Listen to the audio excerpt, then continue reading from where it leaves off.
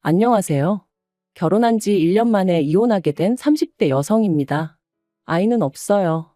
솔직히 말하자면 있을 뻔했었는데 유산했거든요. 그리고 그때는 정말 왜 나에게 이런 일이 생겼을까 하는 생각에 하루하루가 괴롭고 힘들었는데 지금 이렇게 남편하고 이혼하고 나니까 이런 말하기 뭐하지만 차라리 잘 됐다 싶은 마음도 들어요.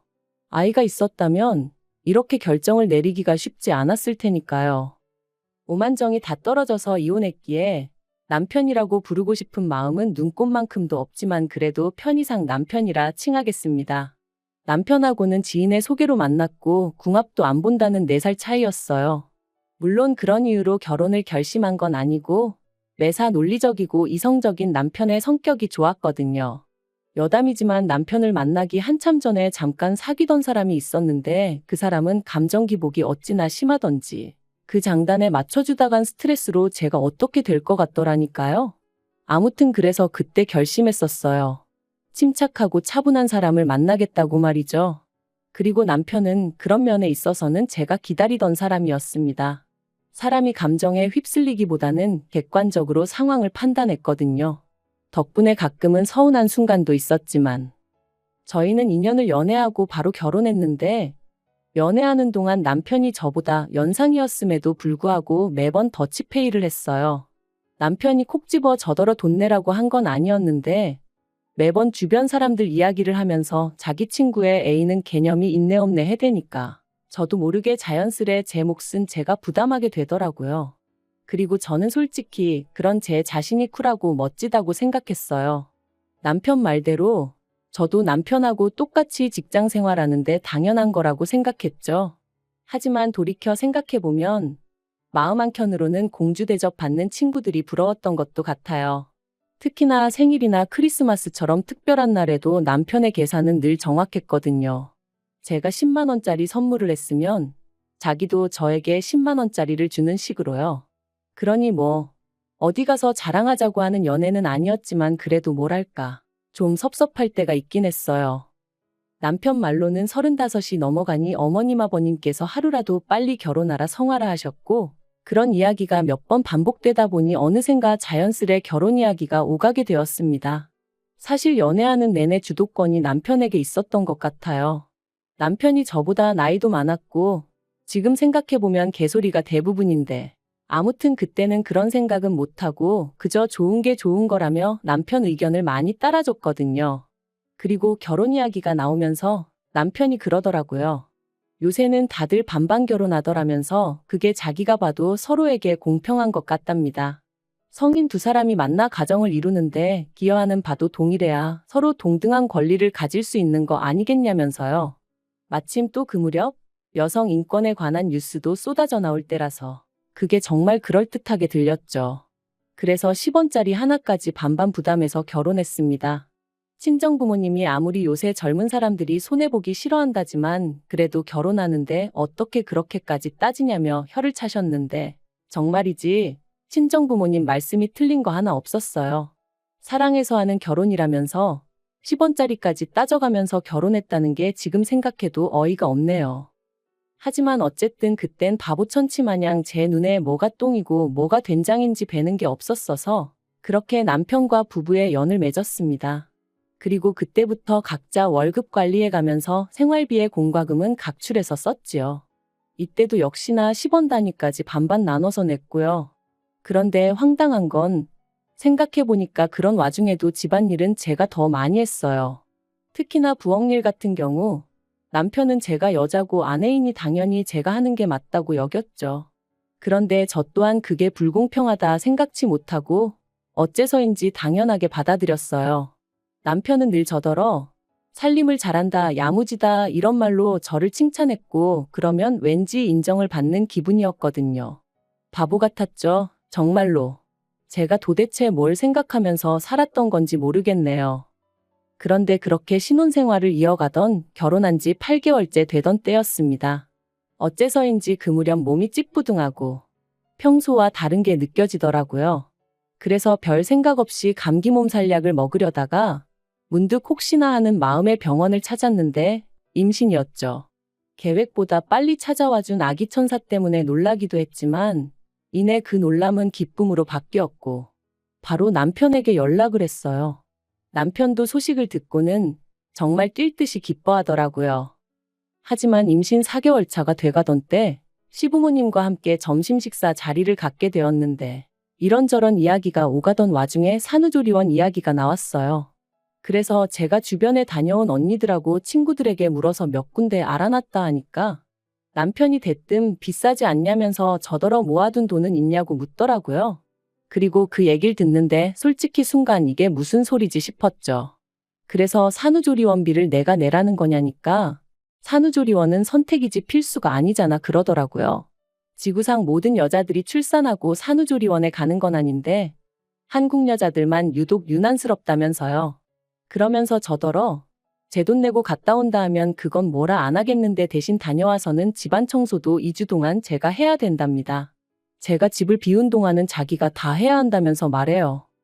그리고 그런 이야기가 오가는 동안 시부모님이 보이신 반응도 어이가 없었습니다. 솔직히 다른 사람들 말이 아이를 가지면 산후조리원 비용 정도는 시댁에서 지원해 주시는 일도 있다던데 저희 시부모님은 산후조리원비를 아내더러 내라는 한심한 당신들의 아들을 보고도 웃기만 하실 뿐 하다못해 말이라도 왜 그러냐 그런 소리 좀 하지 마라 뭐 그런 말씀 한마디조차 없으셨거든요. 그래서 결국 참다 못한 제가 시부모님더러 오빠가 너무하지 않냐고 투덜거리니 기껏 하신다는 말씀이 저희 남편 성격이 원래 똑부러지지 않냐면서 당신들 아들이지만 틀린 말은 안 한답니다. 그러니 거기다 대고 제가 무슨 말을 더 하고 싶었겠어요? 그리고 한편 조심한다고 조심하고 티를 안 내려고 무척이나 애를 썼는데 결국엔 회사에서 제 임신 사실을 알아버렸습니다. 사실 제가 다니던 회사는 직원 수가 10명 남짓이다 보니 솔직히 출산휴가니 육아휴직이니 이런 건 그림의 떡이나 마찬가지였거든요. 그래서 결국 임신 사실 확인하고 한 달도 채 되지 않아서 쫓겨나듯 회사에서 나와야만 했어요. 여담이지만 사장아들이 대표 자리를 차지하고 난 이후로는 모든 게 빡빡해진 상황이었다 보니 어디 하소연할 곳도 마땅치 않았고요. 노무사를 통해 법적으로 다퉈보라는 조언도 받았지만 거기서 받을 스트레스를 생각하니 뱃속의 아이도 걱정이 되어서 여러 가지로 엄두가 나질 않았던 게 사실이에요. 하지만 그러면 뭘 하나요? 어이없게도 퇴사하고 얼마 지나지 않아 아이마저 저를 떠났는걸요. 그리고 이로 인해 저는 완전히 무너졌습니다. 남편은 아이는 또 가지면 된다 했지만 딱히 위로처럼 들리지는 않았죠. 아무튼 제가 남편더러 당분간은 좀 쉬어야겠다 했어요. 직장을 다시 구하는 건 그래도 그동안 제 경력이 있고 하니 걱정할 바가 아니었으나 건강이나 감정적인 건 어떻게든 좀 추스려 놓지 않으면 안 되겠다 싶었거든요. 그랬더니 남편이 그런 건 뭐 저 알아서 하라더니 정말 일주일도 안 돼서 자기가 도맡았던 집안일을 손에서 딱 놔버리대요. 자기는 회사 일 하는 것만으로도 힘들다면서. 그런데 그런 남편한테 좀 서운하면서도 어째서인지 그게 당연하게 느껴지더라고요. 남편이 외버리니까 제가 집안일을 해야 한다고요. 하지만 그렇게 지낸 지 한 달쯤 됐나 남편이 저더러 왜 생활비를 안 내놓냐는 거예요. 그래서 제가 난 직장을 안 다니지 않냐니까. 그래도 처음부터 반반 결혼했으니 제 몫은 제가 스스로 책임져야 하는 거 아니냐면서 저더러 모아둔 돈으로 뭐 할 거냐고 이럴 때 쓰는 거라나요? 그리고 저는 뭔가 찜찜한 기분을 지울 수가 없었습니다. 따지고 보면 자기는 바깥일 한다고 그래서 제가 집안일을 다 도맡게 된 건데 그렇다고 제가 집안일 한 거에 대해서 누가 월급 주는 건 아니잖아요. 그런데 생활비까지 내놓으라니 뭔가 단단히 이상하단 생각이 들었죠. 하지만 왠지 치사하기도 했고 당시 제 자존감이라고 해야 하나 그런 게 완전히 바닥을 치고 있었거든요. 내가 왜 이러고 살지? 이렇게 사는 게 무슨 의미가 있지? 그런 생각이 들 정도로요. 아마 지금 생각해보니 우울증 초기였지 않았나 싶네요. 아무튼 그렇다 보니 바보같이 따지고 들지를 못했어요. 말로는 치사하고 더러워서 주고 만다 했지만 실은 어쨌든 직장에서 잘린 건 저고 그런 제 자신이 초라해서 견딜 수가 없었거든요. 그런데 그런 와중에 괜히 남편하고 말싸움이라도 했다가 남편이 저를 무시하는 말을 하기라도 하면 제가 견뎌낼 수 있을 것 같지도 않았고요. 그런데 제가 가만히 있으니 정말 무슨 가만히로 보이기라도 했던 건지 이혼을 결심하게 된 결정적인 사건이 있었습니다. 저는 하루에 보통 2끼를 먹어요. 아침은 원래 직장 다닐 때도 안 먹었고 점심은 도시락으로, 저녁은 집에서 남편이랑 먹었죠. 그런데 직장을 나온 이후로는 점심도 집에서 혼자 먹어야 되니까 별로 입맛이 없더라고요. 그래서 보통 간단한 스낵으로 허기만 달래는 시기였어요. 그리고 덧붙이자면 이 간단한 스낵은 전부 다 순수한 제 돈으로 샀습니다. 남편이 저더러 네가 어린애도 아니고 이런 걸 뭐하러 사 먹냐며 결혼 초부터 어찌나 눈치를 주던지 생활비로 사는 게 아까워서 그러는 것 같았죠. 그래서 그때부턴 과자 같은 건 그냥 제 돈으로 사 먹는 게 습관이 돼버렸네요. 그리고 그날도 점심은 쿠키 몇 조각으로 때웠더니 오후 5시 좀 넘어가니까 배가 고프더라고요. 그래서 저녁엔 꼭 밥을 먹어야지 하고 남편을 기다리고 있었는데 남편이 떡볶이가 먹고 싶다며 좀 만들어 두라는 거예요. 자기 와이프가 매번 점심은 간단히 때우는 걸 알면서 굳이 분식을 먹자는 건지 이게 별거 아닌 것 같지만 제가 정말 예민하던 시기였어요. 그렇다 보니 이런 것도 좀 서운하긴 하더라고요. 하지만 하늘에 맹세코 티는 안 냈습니다. 알겠다고 하고 안에다 떡이랑 라면이랑 그런 걸 많이 넣어서 끓여야겠다 뭐 그렇게만 생각했죠. 남편은 7시가 되어서야 도착했고 그런 남편에게 제가 너무 배가 고프니까 먼저 먹고 씻으면 안 되냐 물었어요. 그랬더니 남편이 자기가 뭐 찝찝해서 그렇다며 저더러 먼저 먹고 있으라대요. 이미 라면 사리도 넣었지. 남편 기다리다간 뿔게 생겨서 알겠다 하고 라면 사리만 먼저 좀 건져 먹었네요. 그런데 얼마 후 화장실에서 샤워를 마치고 나온 남편이 식탁에 앉아있는 저를 보더니 진짜 먼저 먹었냐는 거예요. 그래서 라면 사리만 좀 먹었다니까. 아무리 자기가 먼저 먹으라고 했어도 그렇지. 밖에서 힘들게 일하고 온 사람 김 빠지게 떡볶이도 자기가 먹고 싶다고 한 건데 어떻게 제가 먼저 손을 댈 수 있냐대요. 어이가 없어서. 그런데 남편이 거기서 그치지 않고 수건으로 자기 머리를 털면서 저더러 집에서 놀아도 배는 고픈가 봐 하는데 이건 누가 뭐래도 비아냥거리는 거였죠. 진짜 순간 얼마나 속에서 우라가 치밀던지 식탁 위에 있던 떡볶이 냄비를 그냥 바닥에 엎어버렸어요. 그리고는 다른 집 남자들은 아내가 힘들어하면 먼저 나서서 쉬라고 한다더라. 그리고 친구들하고 밥도 먹고 필요한데 쓰라고 용돈도 준다더라. 그런데 당신은 생활비니 공과금이니 따박따박 받아가면서 나한테 얼마나 대접을 받으려고 드는 거냐? 네가 나한테 해준 게 뭐가 있다고 나를 무시하냐? 정말 미친 듯이 쏘아붙였네요. 그리고는 당신이 경제적으로 무능력한 걸 반반이니 뭐니 말 같지 않은 소리로 덮어씌우는 거 내가 모를 것 같냐 했습니다. 찌질하다고 쪽팔려서 어디다 말도 못하겠다고도 했고요. 그랬더니 남편이 저더러 말 다 했냐며 남들은 남산만하게 배불러서도 회사 생활 잘만 하던데 너는 직장도 잘리고 애도 못 낳지 않았냐며 그런 저보다 자기가 100배 1000배 낫다대요? 그리고 그 소리까지 듣고 나니까 정말 오만정이 다 떨어지더라고요. 그래서 더는 뒤도 안 돌아보고 핸드폰하고 차키만 챙겨서 바로 친정으로 향했습니다.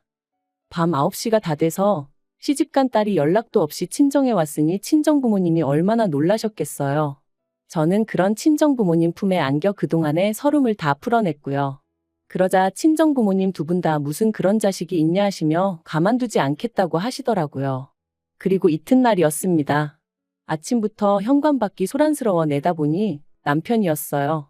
남편이 저를 발견하고는 얘기 좀 하자길래 현관을 열었더니 기껏 한다는 말이 어제 제가 어지른 거 자기가 치우느라 진짜 고생했다면서 자기가 말이 지나쳤다면 미안하지만 저도 그렇게 무식한 행동을 했으니 잘한 건 없답니다. 그리고는 그러니까 지난 밤에 있던 일은 없던 일로 퉁치자대요. 정말이지 이 인간 머리는 폼으로 달고 있나 싶었죠. 사과 같지도 않은 미안하다 한마디 틱 던져놓으면 내가 쪼르르 따라갈 줄 안 건가 싶은 게. 그런데 그때 친정아버지께서 달려나와 남편의 멱살을 잡아 현관 밖으로 끌어내셨습니다. 그리고는 지 마누라 하나 먹여 살릴 주제도 못 되는 게 결혼을 왜 하냐고 그렇게 반반이니 나발이니 해댈 거면 그냥 혼자 살라며 욕을 퍼부으시대요. 한 번만 더 내 딸 주변에 얼씬거리면 그때는 이 정도로 끝나지 않을 거라면서 말해요. 그래서 결국 친정부모님의 강력한 지지로 저는 남편과 이혼을 결심했습니다. 솔직히 반반 결혼 생활이 이혼 사유가 될까 싶어 걱정이 많았는데 생각보다 저희와 비슷한 문제로 고민하는 부부들이 많다는 게 좀 충격이었고요. 그래도 뭐 어쨌든 결과적으론 저한테 도움이 되었죠. 남편하고는 결혼 유지 기간이 짧았기에 위자료 같은 건 받아내지 못했지만 기대도 없었기에 그 부분은 뭐 딱히 실망스럽지도 않아요. 제가 정말 후회되고 속상한 건 단 한 가지, 결혼 전부터 남편이 저를 생각해주는 척하며 어지간히 저란 사람을 제 가치를 후려치고 깎아내리고 있었는데 그걸 진작에 알아채지 못했다는 사실뿐입니다. 남편 같은 사람 때문에 제 인생의 황금기라고 할 수 있는 젊은 날의 한 페이지가 잔뜩 얼룩져 버린 게 너무 속상하고 아깝고요. 하지만 앞으로는 무슨 일이 생기건 간에 무조건 제 자신을 탓하며 살지는 않을 거예요. 이번 일을 통해 제가 누구보다 사랑해야 할 존재는 제 자신이라는 걸 확실히 깨달았으니까요.